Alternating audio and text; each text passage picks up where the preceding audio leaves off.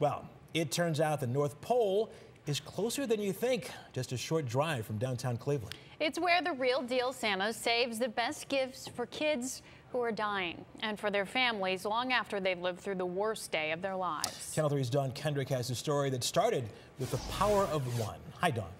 Hi, Russ. He's Santa who sees the possible. And he has not just seen the possible, but spent years making it happen for 172,000 kids and counting. Some of these families say they found faith in the lifetime commitment Santa has made to sick kids. So the newest blueprint for the next building at the North Pole is for something you may never have seen coming to the place Santa Claus calls home. Merry Christmas!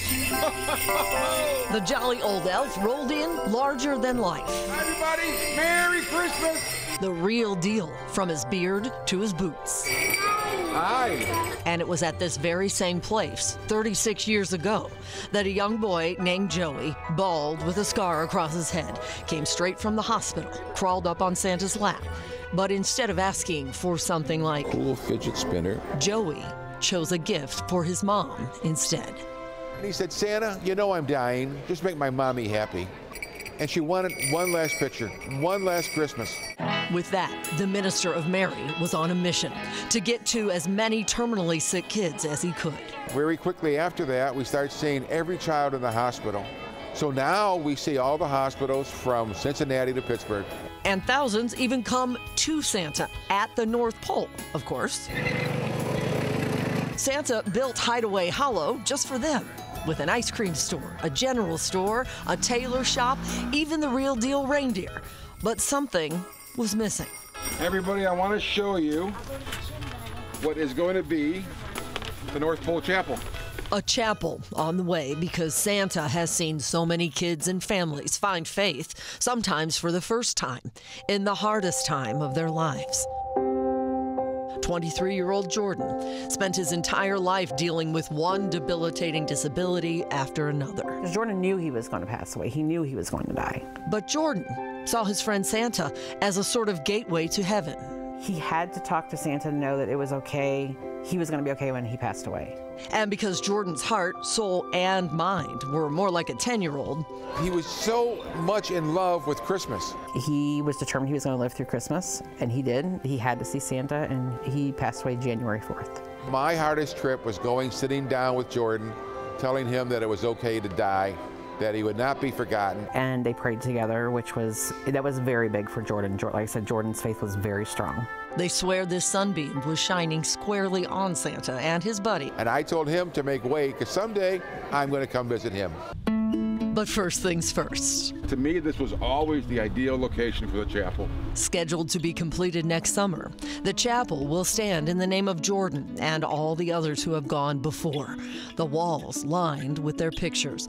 A chapel for all denominations, for all faiths. That'll be a good memory. That'll be nice to be able to bring Jordan's picture here, and he can be part of this place. Our mission is very simple. We're all about family.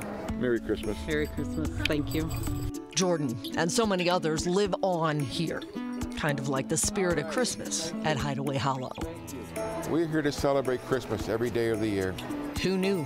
That chance meeting 36 years ago with Joey was the genesis. Every day I put on my red suit, I just think of him. Of so many lives lifted before they were lost. Nobody can understand the pain that they have. I carry a green bag with toys. I want to carry miracles. I can't, but miracles happen.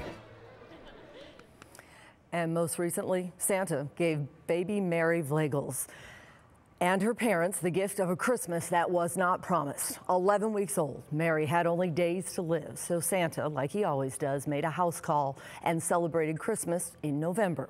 The family even put up a Christmas tree for that only Christmas that baby Mary and her parents would ever have together. They had to bury baby Mary just a few days ago on Monday. But they have at least these memories, and they are compliments of Santa, who sees to it that even in their saddest days, their hearts are full.